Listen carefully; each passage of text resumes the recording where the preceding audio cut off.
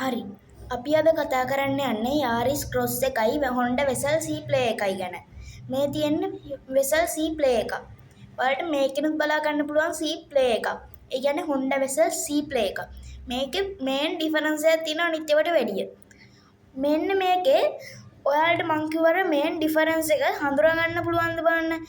අඳුරගෙන පුළුවන් නම් කමෙන්ට් එකක් දාන්න.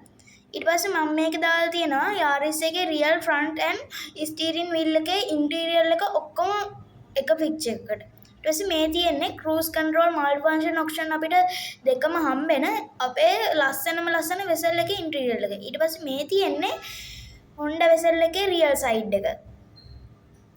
ඊළඟට අපි කතා කරන්න යන්නේ Yaris Cross එක ගැන. Yaris Cross එක සාමාන්‍යයෙන් පාර තොටේ අපිට දැක ගන්න පුළුවන් හොඳ වාහනයක්.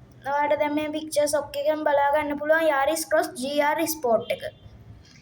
මේ දෙක සාමාන්‍යයෙන් සේම් ප්‍රයිස් වගේ යන වාහන දෙකක්. ඒ වුණාට ඉන්ටීරියර් එක පර්ෆෝමන්ස් සම්පූර්ණයෙන්ම වෙනස්.